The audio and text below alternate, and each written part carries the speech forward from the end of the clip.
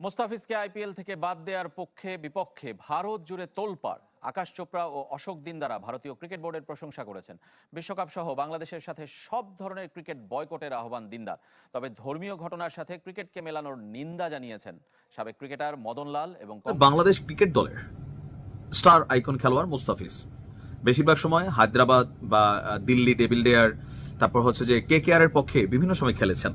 তো যেহেতু এই মুহূর্তে ভারত বাংলাদেশের সম্পর্ক ভালো না, স্বাভাবিকভাবে ভারতের জনগণ বাংলাদেশের একজন খেলোয়াড়কে আইনা 9-10 কোটি টাকা দিচ্ছে, এটা তারা পছন্দ করে নাই। বাংলাদেশ আসসালামু আলাইকুম, আপনাদেরকে স্বাগতম আজকের আরো একটি নতুন ভিডিওতে। সাম্প্রতিক বাংলাদেশের কাটার মাস্টার মুস্তাফিজুর রহমানকে বিসিসিআই থেকে বাদ দেওয়া হয়েছে এবং ভারতের এক বিজেপি নেতা বলেছেন যে তাকে বাদ দেওয়ায় তারা আন্তরিকভাবে ধন্যবাদ জানিয়েছেন বিসিসিআই কে। অন্যদিকে বাংলাদেশের দুই উপদেষ্টা এই বিষয়টি নিয়ে তীব্র নিন্দা এবং প্রতিবাদ জানিয়েছেন। তারা বলছেন ক্রিকেটকে অপমান করা মানে বাংলাদেশকে অপমান করা, এবং বাংলাদেশের অপমান তারা কোনোভাবেই মেনে নিবে না। এখন আমরা কারো গোলামি করছি না, এমনটাই বক্তব্য দিয়ে কিন্তু রীতিমতো তোলপাড় সৃষ্টি হয়েছে রাজনৈতিক অঙ্গনে। এই বিষয়টি নিয়ে আজকে তথ্য রয়েছে এই ভিডিওতে, তাই অনুরোধ করবো ধৈর্য সহকারে পুরো ভিডিওটি দেখার জন্য। দর্শক, আর কথা বাড়াবো না, পর্যায়ক্রমে সেই ফুটেজগুলো আপনাদেরকে দেখাবো। মোস্তাফিজকে আইপিএল থেকে বাদ দেওয়ার পক্ষে বিপক্ষে ভারত জুড়ে তোলপাড়। আকাশ চোপড়া ও অশোক দিনদারা ভারতীয় ক্রিকেট বোর্ডের প্রশংসা করেছেন। বিশ্বকাপ সহ বাংলাদেশের সাথে সব ধরনের ক্রিকেট বয়কটের আহ্বান দিনদার। তবে ধর্মীয় ঘটনার সাথে ক্রিকেটকে মেলানোর নিন্দা জানিয়েছেন সাবেক ক্রিকেটার মদন লাল এবং কংগ্রেস নেতা শশী থারুর। নজিরবিহীনভাবে আইপিএল থেকে মোস্তাফিজকে বাদ দেওয়ার ঘটনায় ভারতে চলছে তোলপাড়। ভারতীয় বোর্ডের সিদ্ধান্তের প্রশংসা যেমন আছে, চলছে সমালোচনাও। খুশিতে আত্মহারা হিন্দুত্ববাদীরা। উত্তরপ্রদেশের বিজেপি নেতা সঙ্গীত সোম এই ইস্যুতে বেশ কিছুদিন ধরে ছিলেন সোচ্চার। ফিজের বাদ পড়াকে দেখছেন ভারতীয় হিন্দুদের বিজয় হিসাবে। একই সঙ্গে হুমকি দেন ভারতে থাকতে গেলে শাহরুখ খানকেও এইভাবে তাদের কথা শুনতে হবে। और हमने कल ही आप लोगों से कहा था कि आप निश्चित रहिए। भारत বিসিসিআই কে ধন্যবাদ। 100 কোটি হিন্দুর বিজয় হয়েছে এতে। শাহরুখ খানও বুঝতে পারছে সনাতনীদের বিরুদ্ধে গিয়ে ভারতে থাকা যাবে না। सनातनी हैं, उन्होंने ही उन्हें शाहरुख खान बनाया। উগ্র নেতাদের ভাষায় মন্তব্য করেছেন সাবেক ক্রিকেটার ও ধারাভাষ্যকার আকাশ চোপড়া। সাবেক ক্রিকেটার ও বিজেপি বিধায়ক অশোক দিন্দা আরও কট্টর। তার মতে পাকিস্তানের পাশাপাশি বাংলাদেশের সাথেও সব খেলা বয়কট করা উচিত ভারতের। পাকিস্তান আমাদের ঘরে ঢুকে মারবে এবং তাদের সাথে আবার ম্যাচ খেলবো, সেটা কোনো মতোই মেনে নেওয়া সম্ভব নয়। এবং একই রকম বাংলাদেশেও তাই বাংলাদেশ এবং পাকিস্তানকে ভারতের বোর্ডকে আমি অনুরোধ করব যে তারা आगामी दिन এই দুটো দেশের সাথে ম্যাচ যাতে না খেলে। और अगर आप ये सोच रहे हैं कि फिज की क्या गलती है, आई मीन वो तो नहीं कर रहे, पर ये वाली बात तो वो सारे पाकिस्तानी क्रिकेटर्स के लिए भी आप कह सकते हैं ना कि वो तो नहीं कर रहे इंडिविजुअली आकर। তবে সাবেক ক্রিকেটারদের অনেকে ভারতীয় বোর্ডের সমালোচনাও করছেন। বিশ্বকাপ জয়ী দুই ক্রিকেটার কীর্তি আজাদ ও মদন লাল মনে করেন উপরের মহলেই ধর্মের সাথে রাজনীতি মেশানো হচ্ছে, যেখানে মোস্তাফিজের কোনো দায় নেই। अगर देश का सबसे बड़ा कोई गद्दार है तो वो बीसीसीआई है और जय शाह है और उसके सभी सदस्य हैं। কংগ্রেস নেতা শশী থারুরও ধর্মের সাথে ক্রিকেটকে জড়ানোর বিপক্ষে। এইভাবে চলতে থাকলে ভারত প্রতিবেশী দেশগুলো থেকে আরও দূরে সরে যাবে বলেও সতর্ক করেছেন। বাংলাদেশের সংখ্যালঘুদের উপর নির্যাতনের সঙ্গে ক্রিকেটকে জড়ানোর কোনো মানে নেই। মুস্তাফিজুর একজন ক্রিকেটার, এই বিষয়ের সঙ্গে ওকে জড়ানো ঠিক নয়, কারণ ও কারো বিরুদ্ধে ঘৃণা ছড়ায়নি, কাউকে আক্রমণও করেননি। যদি ভারত প্রতিবেশী দেশগুলোকে এভাবে দূরে সরিয়ে দেয় তাহলে কেউই আর খেলতে আসবে না, তাতে ক্ষতি আমাদের। মুস্তাফিজ ইস্যু এখন কোথায় গিয়ে দাঁড়ায় সেটাই দেখার বিষয়।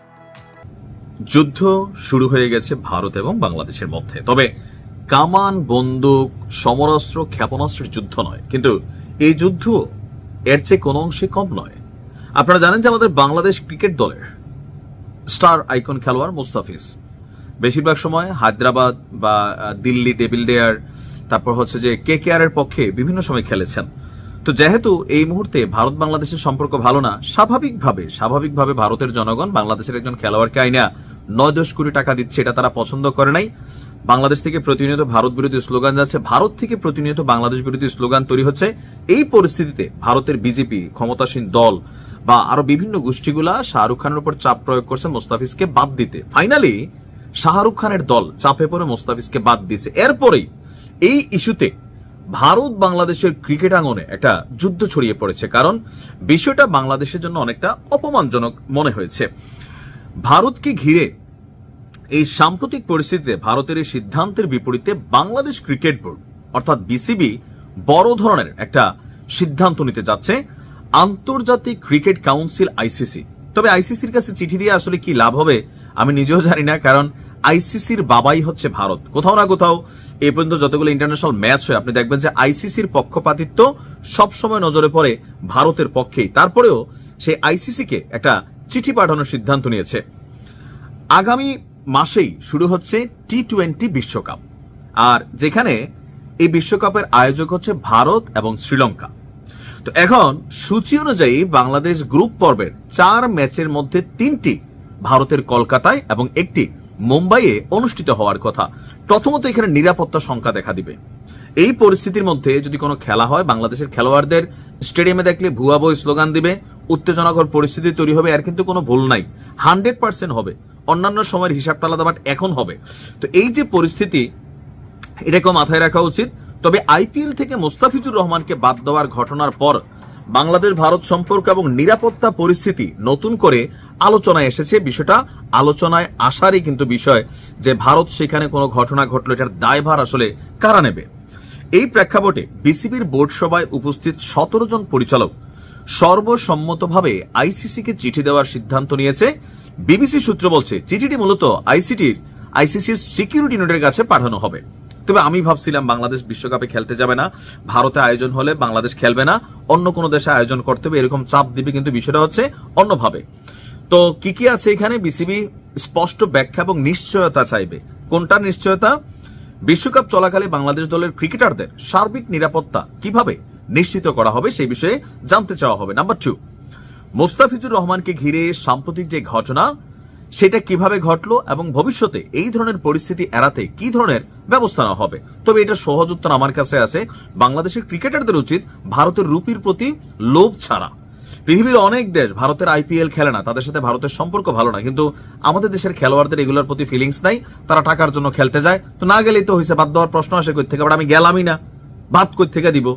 এখন যেহেতু ভারত টাকা ইনভেস্ট করবে, আমাদের বাংলাদেশে যদি হইতো আমরা যত কথাই বলেন আমরাও কিন্তু মানতাম না যে ভারতের কোনো ক্রিকেটার কাইনা 10 কোটি 15 কোটি টাকা দিয়ে দিচ্ছে, বাংলাদেশের জনগণ রাজপথে তৌহিদি জনতা নাইমা যাইতো। তিতা বলতেছি কিন্তু এটাই সত্য। সো ভারতের জনগণ এটাই মনে করতেছে। বাট আমাদের উচিত ছিল কি মোস্তাফিজের এখানে নিলামে এবার নাই যাওয়া, যে না আমি এখন খেলবো না, ন্যায্যতার ভিত্তিতে এখানে কথা হবে। তারপরেও আমার মনে হয় 2 নাম্বারটার সুযোগের বিষয় হচ্ছে আগামীতে আইপিএলে বাংলাদেশের খেলোয়াড়দের না যাওয়া। এরপরে হচ্ছে খেলোয়াড়দের পাশাপাশি দলের সঙ্গে থাকা বোর্ড কর্মকর্তা, টিম ম্যানেজমেন্ট সদস্য, দর্শক এবং সাংবাদিকদের নিরাপত্তা নিয়ে আইসিসির অবস্থান জানতে চাওয়া হবে। এখন বাংলাদেশের খেলা মানে বাংলাদেশে, ভারতে অনেক বাঙালি আছে যারা সেখানে যাবে, বাংলাদেশকে বাংলাদেশ বলবে।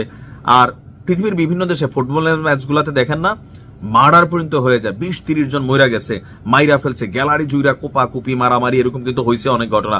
তো এরকম ঘটনা হইতে পারে, উদ্দেশ্য প্রণোদিত ভাবে এখানে ঘটা দিয়ে হইতে পারে।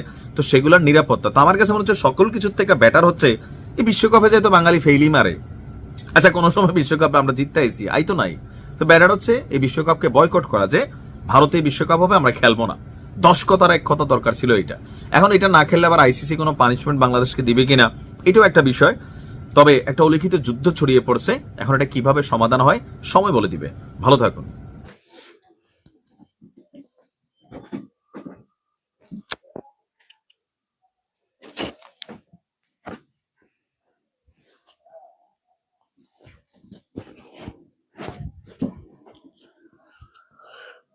আসসালামু আলাইকুম, আপনাদেরকে স্বাগতম আজকের আরো একটি নতুন ভিডিওতে। সাম্প্রতিক মুস্তাফিজুর রহমানকে বিসিসিআই এর দল থেকে বাদ দেওয়ায় তীব্র সমালোচনা এবং আলোচনার ঝড় উঠেছে রাজনৈতিক অঙ্গনে। বিজেপি এক নেতা বললেন যে মুস্তাফিজুর রহমানকে বাদ দেওয়ায় তারা বিসিসিআই কে ধন্যবাদ জানিয়েছেন।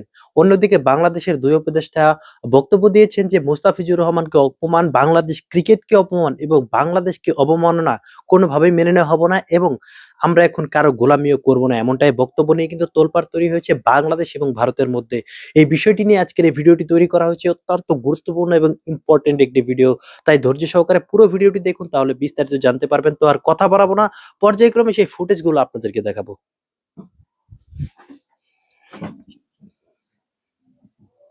সম্পূর্ণ ভিডিওটি দেখতে পেলেন মুস্তাফিজুর রহমানকে নিয়ে আপনার যদি কোনো মতামত থাকে এবং ভারতীয় বিজেপি নেতা যে বক্তব্যটি দিয়েছেন তার সঙ্গে আপনারা কতটুকু একমত সেটি অবশ্যই কমেন্ট করে জানিয়ে দিবেন। তাহলে দেখা হচ্ছে পরবর্তী নতুন কোনো ভিডিও নিয়ে। ভালো থাকবেন সবাই। আল্লাহ।